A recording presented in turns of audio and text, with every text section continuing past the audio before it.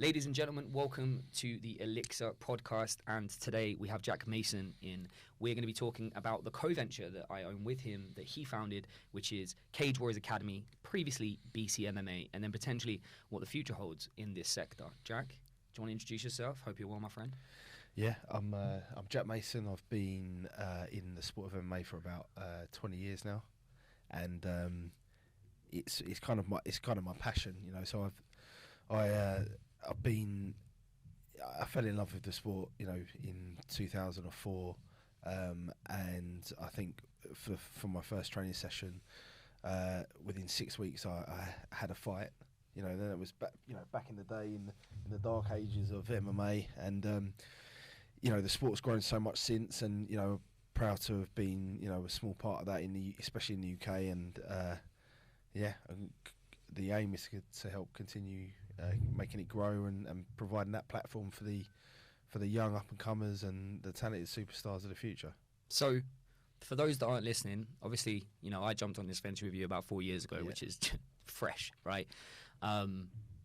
What is it about MMA, and what is that point that changed for the UFC that kind of made this a cultural phenomenon? Like, what to you? What happened? For me, what I love about MMA is there's nowhere to hide. You know, there's no, you know, in especially in today's society, there's lots of people who've got lots of excuses, and there's a feeling of entitlement, and you know that they can have something even though they haven't earned it or deserve it. And with MMA, like when you're in a fight, if you haven't put the work in, done everything, you know, done all the preparation that you need to do, and put your heart and soul into it, you get found out. And I just enjoy that aspect of MMA, and it's a real proving ground for people. And I've just seen what it's done to people. You know, you got these young shy kids that come into the gym at, you know, like 12, 13, they'll be training a few years, and they just turn into real, you know, to real adults that are accountable for their decisions about, you know, what they do in their life. You know, they set themselves, you know, there's a real goal setting aspect to the sport, and you just see them develop into really well-rounded, humble people, and I just feel like it's a better thing for the world. So, like, that's really interesting. That was one of the main reasons I jumped on this, and the story in a minute we'll get into how I fucking met you and how that was a bit mental, and I was just jumping like, how do I help vibes. But for me, growing up, obviously alcoholic father, really abusive, the boxing, the Muay Thai, the BJJ, it created a bit of humility. And I think that's the big thing, right, with these young kids. It's like people think you're going to fight, and it's actually not. It's discipline. It's turning up on time, right? It's putting yourself in the cage. But also, I think, and you maybe explain a bit of a story, maybe this has happened in the gym a number of times, your ego gets removed at the door when you get manhandled, right, and wrestled. Like, so we've got a, you know, obviously I own a gym, BKK Fighters, and we, you know, throughout the years, I mean, every single week, like, I'll get phone calls from people every day about coming and training, and you get it hasn't happened as much recently, but it used to happen a lot. It still happens, you know, every now and again. But you'd have like the local hard man, you know, he'd been, you know, knocked a few people out on the streets. You're 600 fights undefeated on the street or whatever, and he'd come in, you know, and he'd be like, I just want to spar, you know, I don't need to do any of this training. So I'd say, well, I think you probably need to do a little bit of training. And then we've got this 13-year-old girl over there, Corey McKenna. Why don't you just have a little wrestle with her and see how things go? And then within about 10 seconds, he'll be up in the air, get slammed on his head. And you get humbled. These people get humbled because they don't realise, you know, the amount of, you know, work that goes into it, the technique and all that sort of stuff. And as I said, it develops a better human being. You know, you get these humble people that realise that there is always someone bigger, stronger, better than you out there. And, you know, in order to, you know, a lot of people do want to be the best, and in order to be the best, you have to put the work in, and then you'll see the rewards. So yeah, that's one of the reasons why I love the sport. This podcast has been sponsored and brought to you by Elixir, a state-of-the-art incubator that supports young entrepreneurs across social values and impact and sustainable technology. Everyone that comes on this podcast is going to be a leader and or young person that's focused on trying to revolutionize, change, and create social impact in the environment. So obviously today we had Cage Warriors Academy. There's a number of new individuals, and this is all about giving exposure to those who have been driving talent, that have been driving impact, and that have been driving value. The unseen heroes of our country are not social media influencers. They are the young and old entrepreneurs that are driving change. So please give this a like and a subscribe so we can share with you more incredible stories around who the future talent are. And let's stop loving Love Island. Let's start loving entrepreneurs and people that better the planet. You just mentioned that talent, right? Corey, and obviously people that don't know Arnold, future champ, standout superstar. What's the relationship like? Because you got in so early, and I call you the godfather of amateur MMA in this country, and supporting that journey, and you've put so much energy and time and effort, and people don't really realise the amount of time you put into these kids. Yeah. What's the relationship like with these fighters that you've been, incubating and supporting their life, right? What's that relationship like for you as a manager coach? It really depends on the individual, to be honest. But there are, you have these young, talented people that come through the gym, and you think they're gonna be something. And I was telling a story earlier, where you'll have guys that will come in and they'll be training every single day. They'll be training twice a day, every single day, for a couple of years, and then something will happen. Either maybe they'll take a loss in an amateur fight, or they meet a girl, or get a new job, or whatever it is, and they just don't ever turn up again. And you feel like sometimes as a coach, you feel like you've wasted all that time you spent. But I guess it's never wasted, because you're always learning about people, about things, and new techniques and all that type of stuff.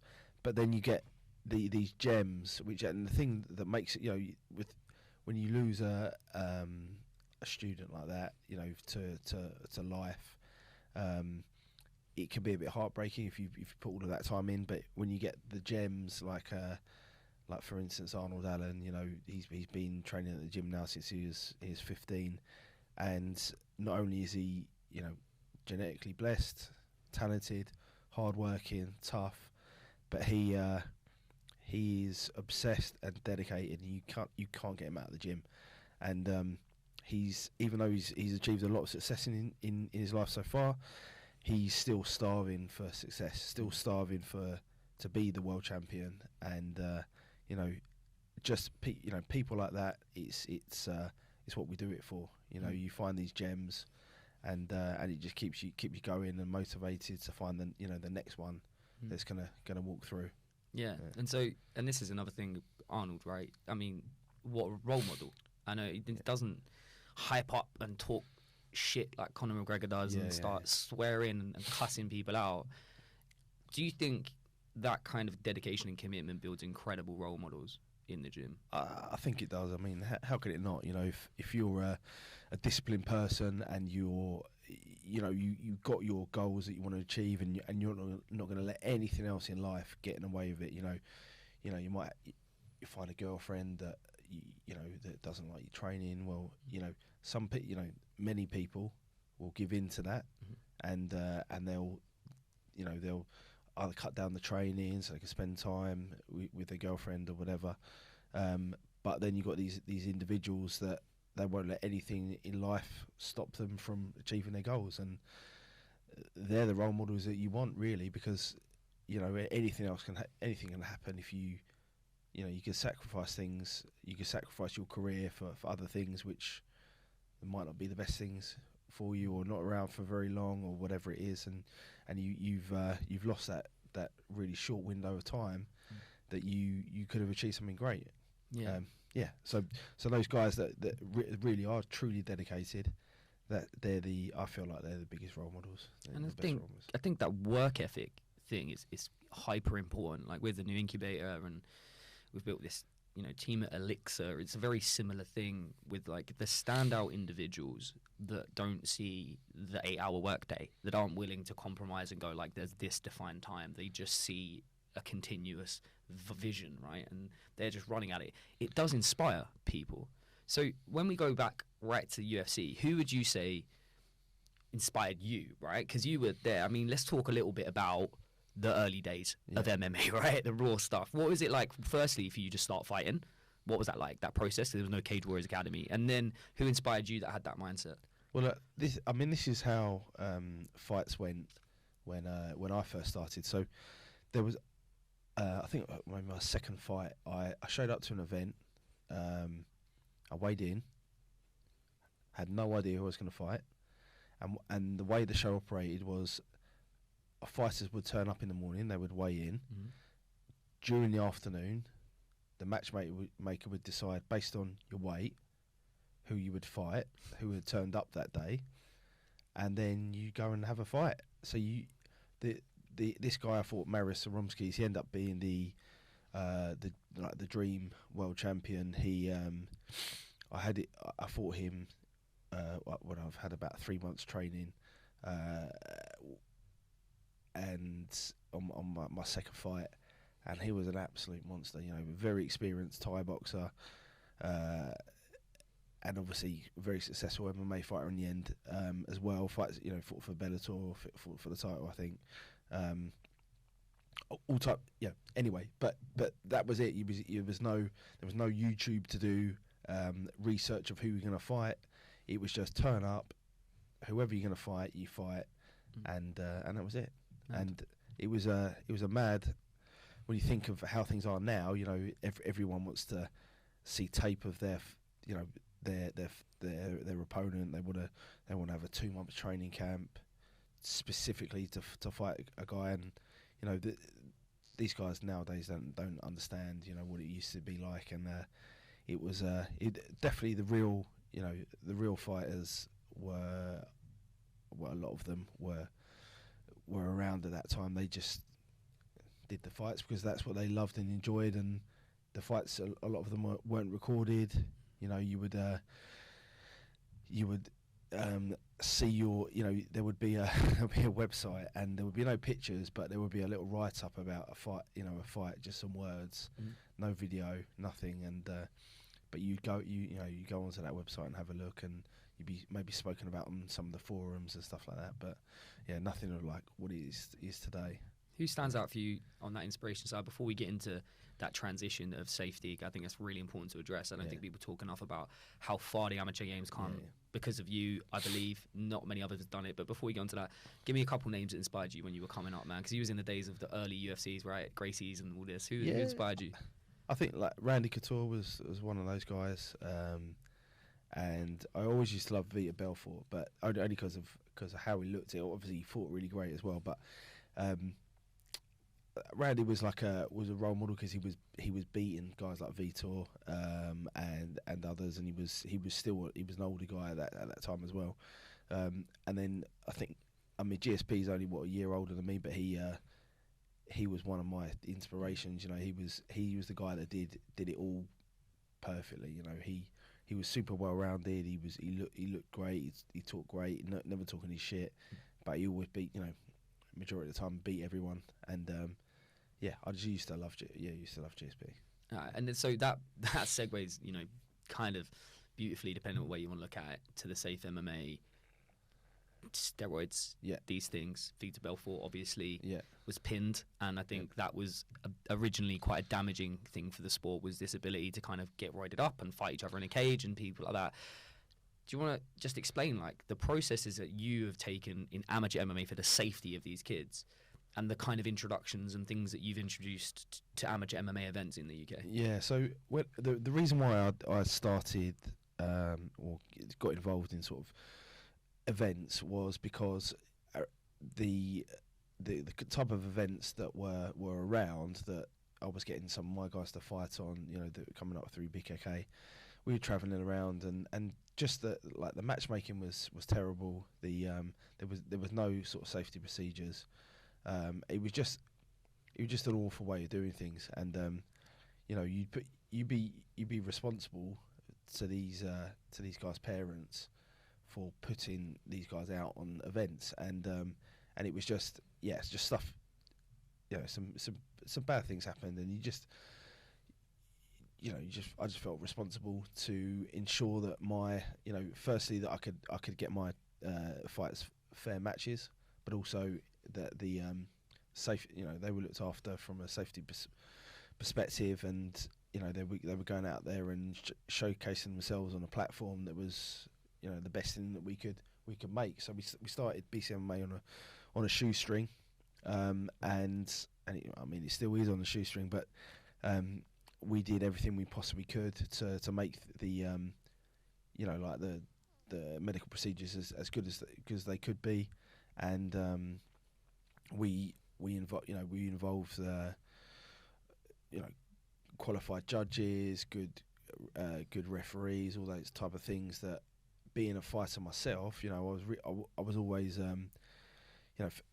for instance, if I was ever on the end of a bad decision, which I thought was a bad decision, I was always you'd be mad at the judges, or you'd be mad at the referee if he stopped the fight early or something like that. So I wanted to make sure that we employed the best officials that we could, so that those things would be reduced in terms of a factor for the fighters, and we also, for all of the professional fighters, we implemented safe MMA, which basically ensures that the fighters that are likely to get cut because of the use of elbows and knees, that they're sort of blood tested, so they're not going to spread any bad diseases from one person to another, and that type of stuff. But I feel like we're on our 30th show now, and every show we've improved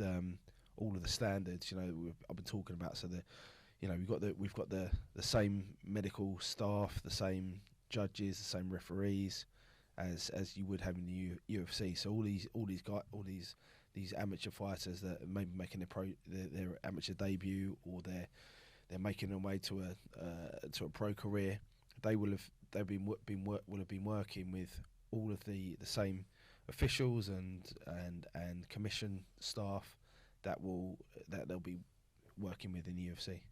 That's crazy. And to the time and money, 30 events, you're talking not a small amount of change. I mean, if you take that 30 events and compound it, we are talking, potentially near $1 million when you look at 30 events and over that time. Yeah. To have introduced that level now, and even when I joined 4 years ago, you were already doing a majority of the safe MMA stuff, and then it was like, well, how do we expose these kids more? That comes back to, everyone wants to be a Conor McGregor, but as you've explained before, it takes more than just a personality. Yeah. But what is said about building up profile, and what advice can you give these young people to focus on to be a success, rather than just turning up and fighting? What do you think these kids could do from your 30 event experience, and managing people in the UFC, right? The top talent in the UFC. Yeah. What's your voice for those listening? I think they kind of have to focus on a number of things, but I mean, first and foremost, if you're not dedicating your training and making sure that you're training the right way, preparing yourself as best as you possibly can, that's probably the most important. But then secondary to that is, if you want to be successful, you need to build up a fan base. So, and there's a number of reasons for that. So firstly, like if you build yourself a fan base, then you're more likely to attract sponsors. So that's going to help you with your career, because you're going to have maybe potentially extra funding, so that you can do, maybe training camps abroad. You can travel and learn from different coaches, different people. You can get different looks at sparring, but also you can you could just have less worries and more time to focus on your training.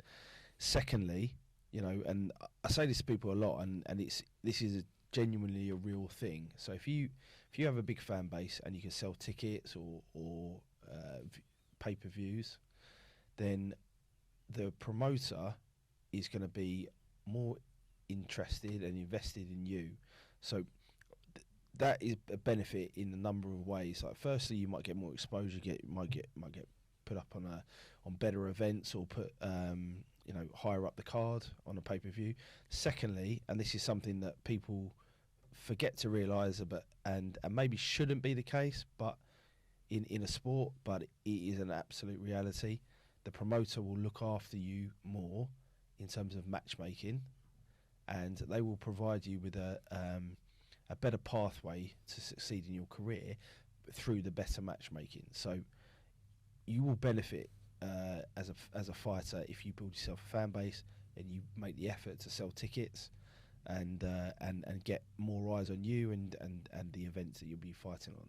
So that's what I'd say. Obviously you need the hard work. You need to listen to your coaches and get a good a strong network of people that you trust around you that aren't feeding you bollocks. But building yourself a big fan base is going to be really beneficial to you. So as a part of this, what we also like to do is do a short, quick Q&A with the person based on their sector. This is fast, it's rapid, it's going to be raw and truthful. So Jack, top 5 MMA fighters. Top 5. GSP is number 1. GSP. That's it. He's my hero, and I think he's the biggest role model for any MMA fighter. I think GSP, and then Arnold Allen is going to surpass him. Next one, top 5 prospects that you think will be future champs in the next 5-10 years. UFC champs. Yeah.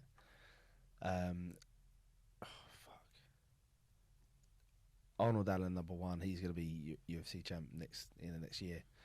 I could see Chanel Dyer.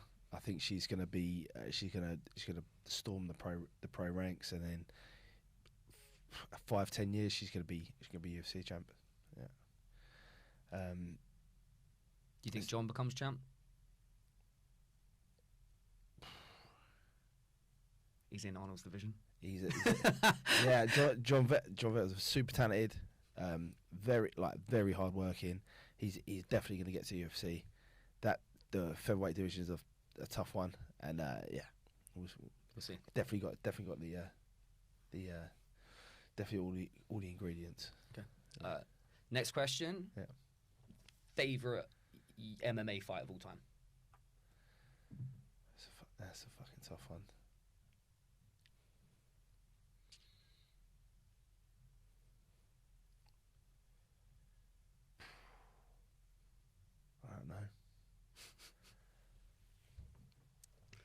I don't know. We have to skip that one. We have to skip that. Yeah. Personal one. What's your favourite MMA moment? So my moment, my most favourite moment in MMA is Arnold Allen had his UFC debut, took it on 6 days' notice in Berlin. Fight a tough opponent, come from behind victory, got the submission, got a 50 grand bonus, and I think the kid had like £3 in his bank account leading up to that fight, and I think he had to be lent money to buy a suit for the press conference, and yeah, it was a life-changing moment. And me and the rest of the team, after we walked backstage and he was getting interviewed, and we were just sobbing cuddling in like a little huddle, and that's probably my favourite moment, I think, at the moment. What's your prediction for Fight of the Night, 10th of December, Cage Warriors Academy 30? Yeah, so the fight that I'm most looking forward to is Harry Myers versus Jimmy Quinn. So Harry Myers, this is a rematch. Harry Myers, after 3 rounds of pretty much domination by Jimmy Quinn, Harry Myers pulled out a sub and handed Jimmy his first loss. Harry's now the champ. Jimmy went away.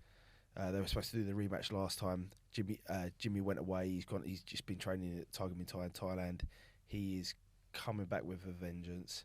His most recent fight was a viral spinning heel kick knockout, and he can't wait to get back in there with Harry and prove that he he is the real champ. Harry is he's also super motivated for this one. Wants to prove that it wasn't a fluke last time, and he's much better than what he showed in the first fight. And these two are going to bring it, and I can't wait to see it. Mm-hmm. Yeah. So we've seen in the past few years skating become an Olympic sport. Yeah. As MMA is the fastest growing sport in the world, what do you think the next steps are to getting it recognised in the Olympics as a professional sport? Yeah. So one of my mentors and coaches, August Wallen, he's a Swedish guy. He launched IMF. So he's one of the founders of IMF, which is like the largest amateur tournament sporting event in the world. Basically, all countries send their teams there. I think they do like a international event every year, and then they have sort of sub-continent events. They have a Western Europe event, and whatever Australasia event. But what that's been doing is developing the sport for the Olympics, really. So they've introduced some safety measures, i.e. they wear specific gloves, they wear shin guards, they wear a rash guard. So it's more of a tournament-based event. So some of these fighters will have more than one fight in a day. And what that does is it provides a structure so that the sport could be then made into an Olympic sport. So I think that's one of the biggest things, and I know that from we've been working with Sport England, but Sport England are looking at recognising MMA as an official sport, but there's a few safety measures that each of the promotions around the UK would need to meet in order to be recognised as a sport. So there is an initiative to make that happen. I know that Cage Warriors Academy are already meeting that criteria and beyond, but but I would say all of the other UK promotions need to catch up.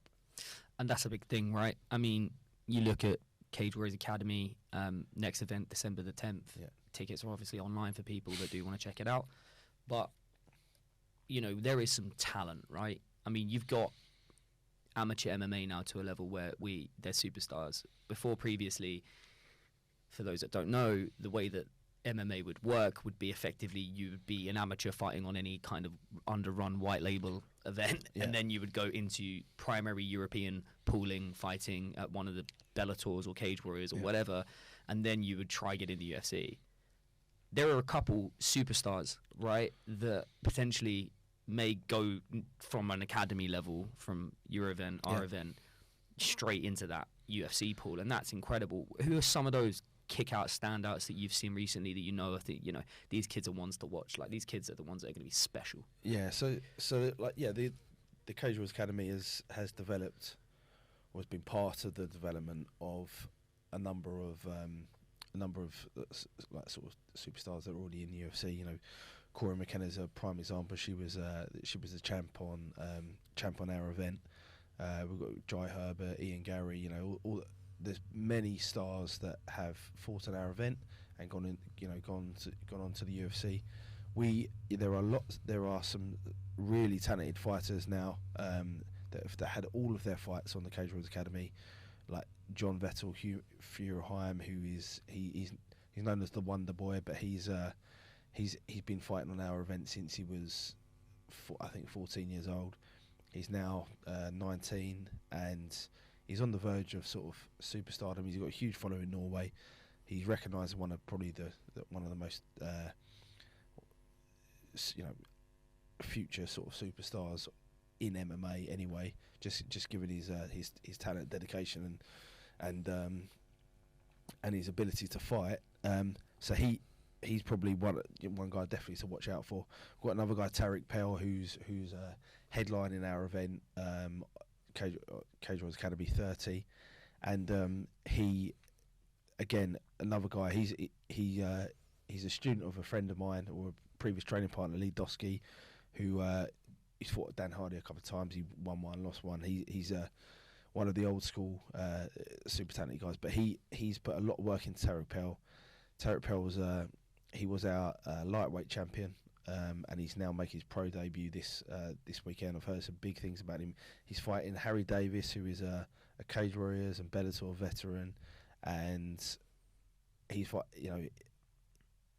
10-fight veteran, and Tarek Pell was a pro debut, and he's super confident. So that tells you the level of talent, really. You know, if he's willing to go in there, you know, his level of confidence and the confidence his coach has in him to go out there and take out a 10-fight veteran is testament to how good he is. So I expect him to do some really good things.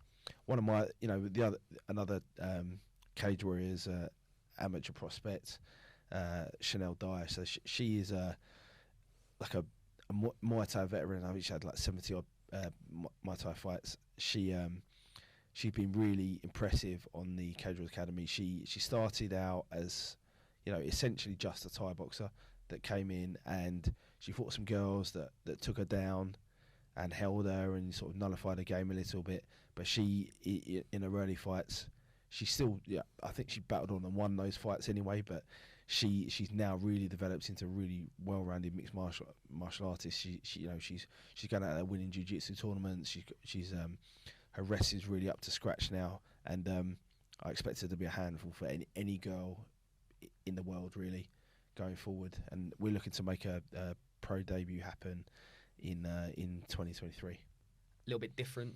Yep. Like to ask, considering it's all about sustainability, entrepreneurs and people, like to ask a few last-minute impact questions, see how you'd react to the environment. The lights drop, everything is in darkness. Energy bills are beyond a Bitcoin, a kilowatt hour, and the system goes down. What's the one thing you grab immediately, and what do you wish you had done sooner? Torch. And then what do you wish you'd done sooner? The world's ending. Had got a generator installed. That's a great answer. Oh, all right. Second question. So you're in an electric car, you've charged it, everything's good, but charging is interrupted and you don't notice. You get 50 miles away from a charger. Who's the first person you call and why? My dad. Anytime I have a car breakdown, he's always come to my rescue. So yeah. Cage Warriors Academy 30, Charter Hall, 10th of December.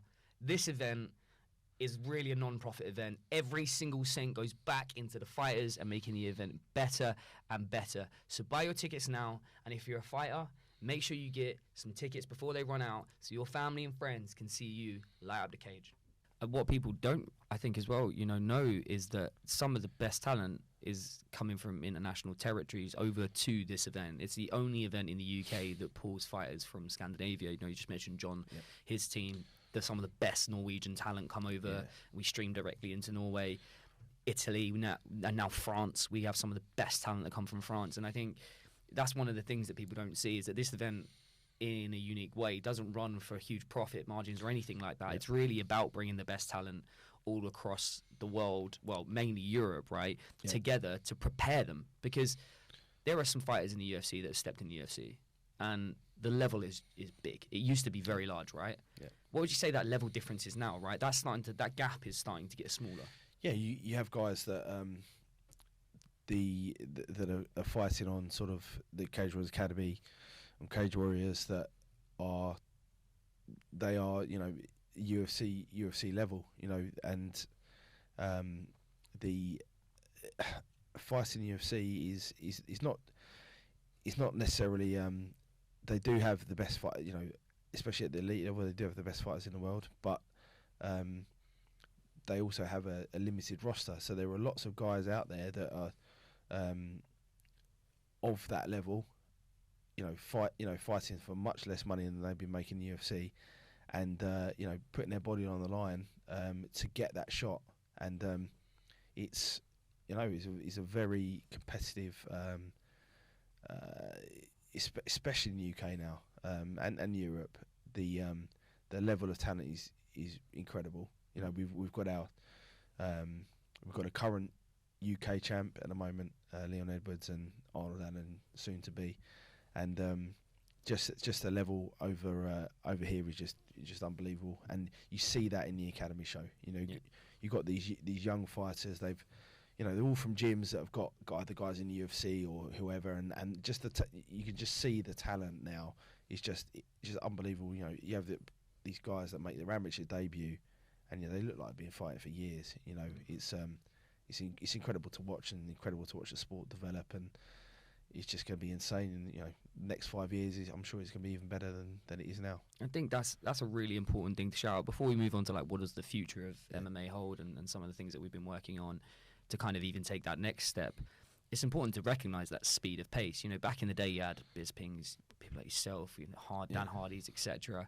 You've mentioned some names, but now like these kids are training side by side with a world champion that beat probably the pound for pound GOAT of this modern era, right? You've got Arnold that people are running scared from. You know, people are avoiding this guy, right? And then you've got these people that are now inspired at this kind of academy level, training with their heroes.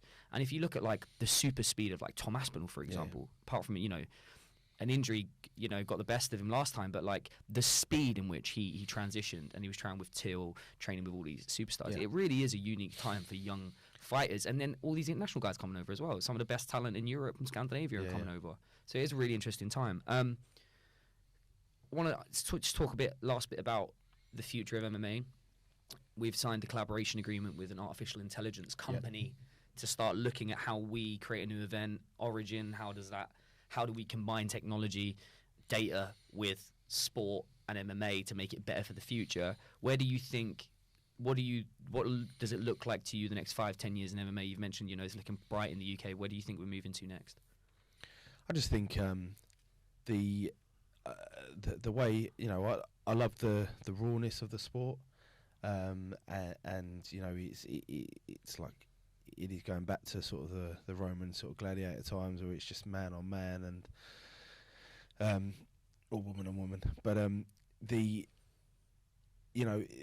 entertainment aspect can be even further improved. I think like the stuff like the artificial intelligence, to be able to see real time, you know, on your screen, you know, what type of, you know, what shots have been landed, where people, you know, where you know, at the moment, you know, the judging is done by humans, and there's a lot of interpretation and I'm trying to think of the word, falsified opinion.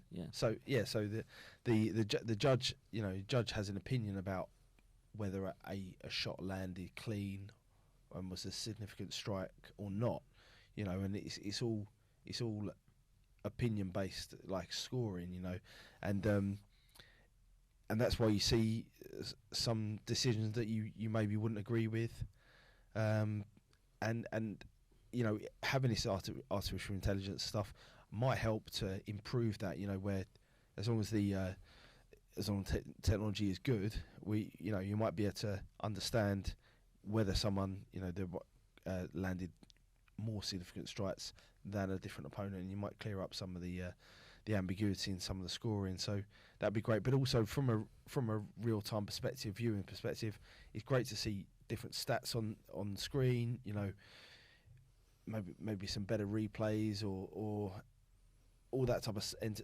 just adds to the entertainment factor.